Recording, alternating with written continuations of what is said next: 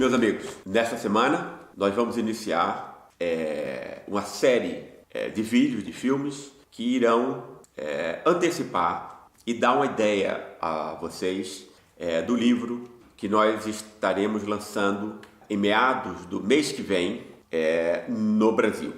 O nome do livro vai ser A Guerra contra o Brasil. E ele se refere como os Estados Unidos, um assunto que está sendo muito comentado no Brasil hoje em dia, como os Estados Unidos se uniram ao crime organizado para destruir o sonho brasileiro. O sonho brasileiro de ter uma sociedade igualitária e democrática. Como isso foi possível, como a possibilidade disso está sendo, obviamente a gente precisa lutar para que isso não aconteça, né? Mas a gente precisa conhecer a história e as suas raízes, né, para que a gente possa agir.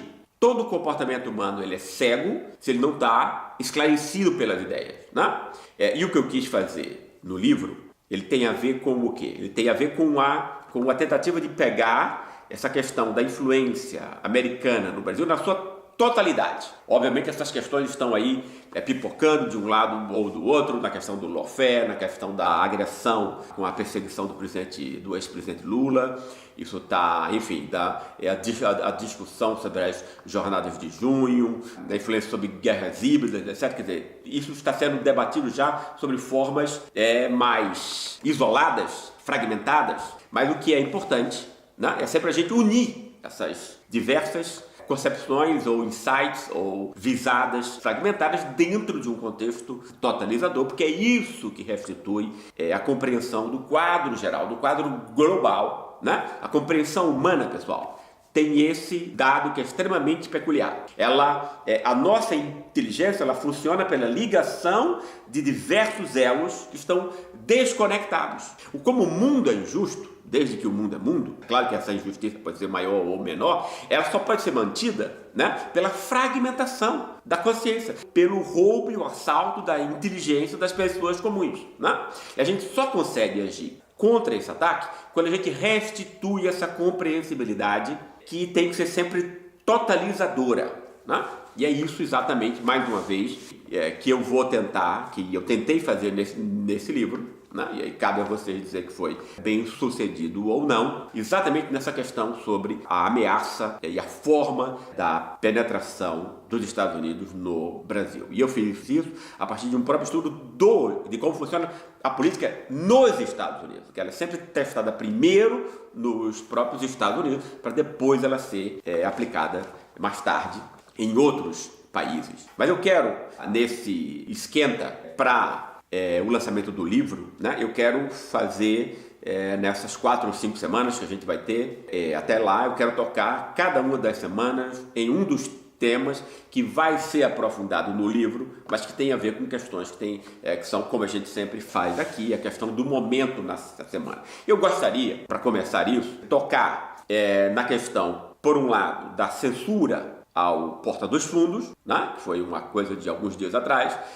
com o assunto da semana passada, que eu acho que é extremamente importante, que a gente pode unir os dois, foi a pesquisa que o Datafolha, a Folha de São Paulo, não sei bem mais ao certo, realizou, e que Moro teve, inclusive, mais apoio, segundo a pesquisa, obviamente, do que Lula. Quer dizer, mostrando que Moro, apesar da Vaza Jato, apesar da comprovação do seu agir fora da lei, criminoso, etc., ainda tem amplo apoio no Brasil, né, na classe média e outras classes. Eu queria unir essas duas coisas. Isso tem uma importância fundamental para o nosso assunto. Quer dizer, o que está acontecendo, quer dizer, quando você tem aí esse desembarcador, esse tal Benedito Abicair, que fez esse ato de censura absurdo, que eu espero que seja rapidamente refeito, retirando o programa do ar, não é isso? Porque não cabe a justiça decidir isso, é censura. Quer dizer, se o espectador, se o programa, né, atinge a sensibilidade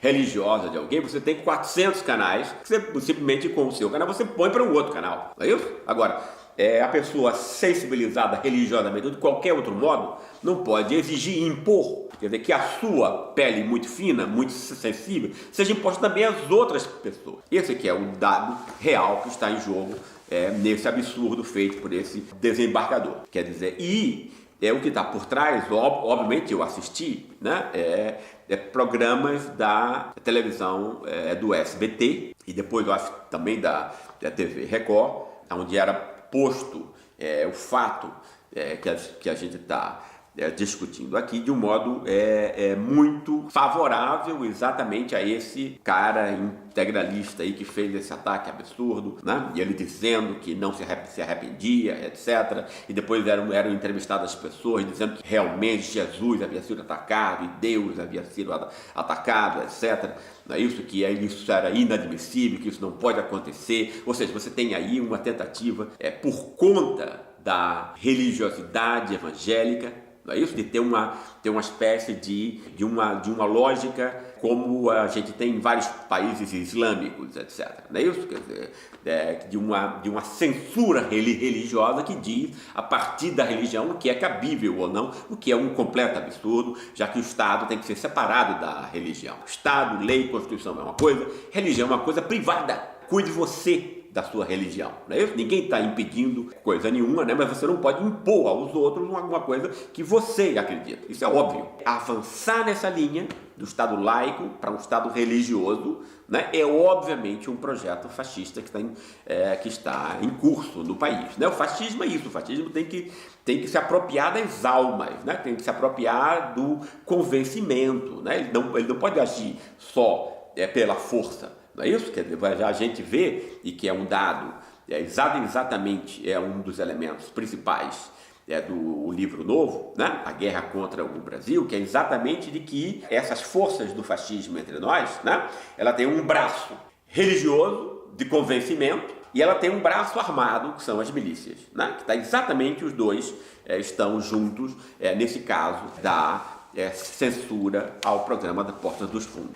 Se usa aí no caso, e aí houve esse grupo integralista maluco que usa lá a bandeira Sigma, etc., dos antigos integralistas, etc., no fundo está envolvido com 1000 crimes, etc., né? E usa os temas religiosos, familiares, etc., como em toda canalha fascista, né, para servir de fachada para negócios escusos, violência, extorsão, roubo, e o público facilmente enganado sobre isso, porque não tem defesas quanto a isso. Não tem defesa, inclusive porque não tem o espaço, não tem uma lei que obrigue aí que as televisões têm sempre que dar pelo menos 2 versões contraditórias sobre cada fato, que é uma necessidade da imprensa, de toda a imprensa democrática, etc, etc. Né? Então, quer dizer, está se aproveitando aí de falhas, né, repetidas, políticas, etc, de permitir uma maior democratização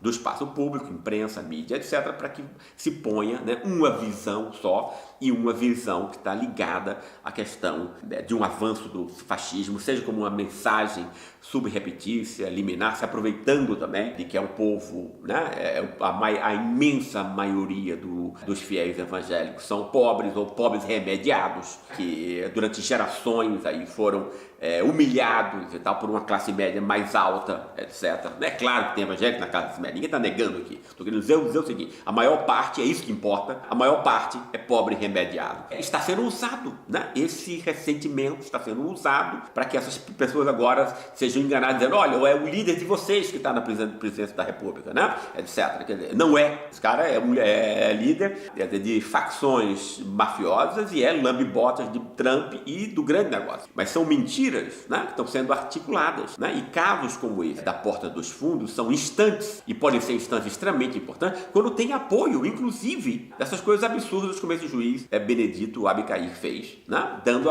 amparo legal para esse tipo de ataque à democracia, né?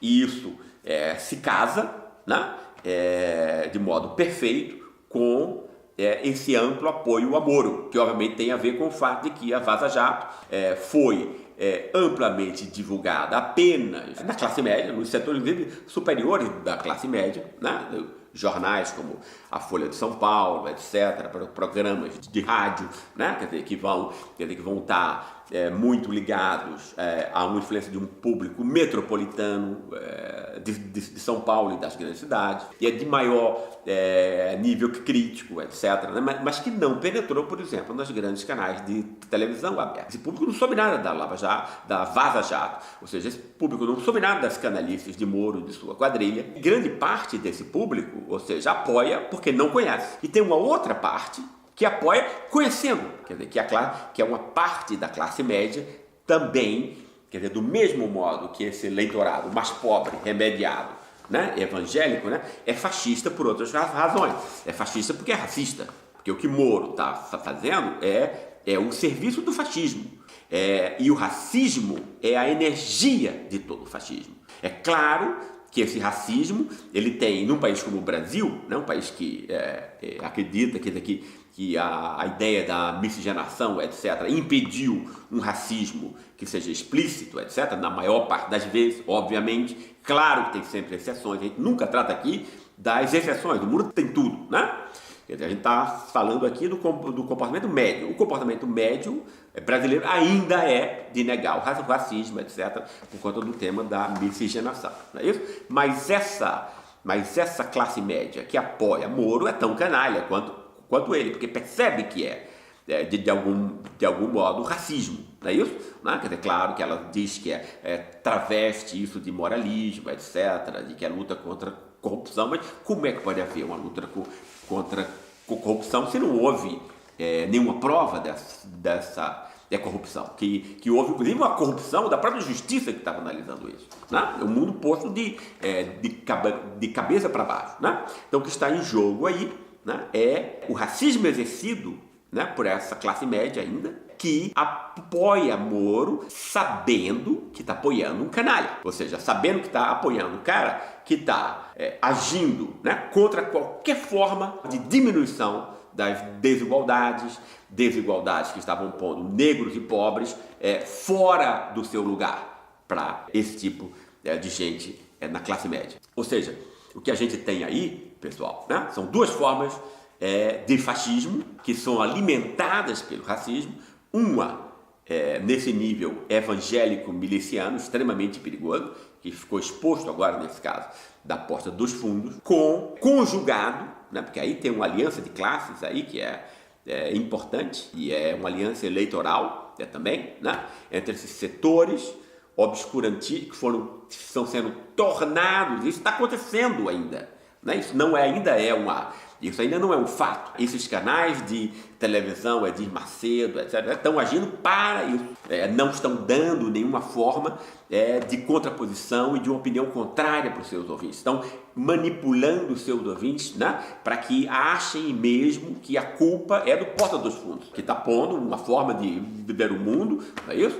Como outras podem ser postas e estão sendo postas, obviamente. Algumas que agridem, inclusive, o consenso democrático e a possibilidade de você ter visões divergentes sobre os fatos que acontecem no mundo. Como um resumo, que vai ser tratado no livro novo, né, é exatamente esse avanço do racismo sobre outras formas. Né? Eu faço nesse livro uma análise sobre o racismo brasileiro e a forma como ele se apresenta nas diferentes classes. Não é isso? E que ele está, nesse caso da Porta dos Fundos, né, mantido aí por uma violência material, física, né, miliciana, que é o que tipicamente esses grupos fascistas representam, não é isso? E a violência simbólica evangélica manipulando os seus fiéis e essa porção do eleitorado, casada com o velho racismo da classe média que apoia Moro e é contra qualquer política que tenha a ver com uma diminuição da distância social com pobres e negros entre nós.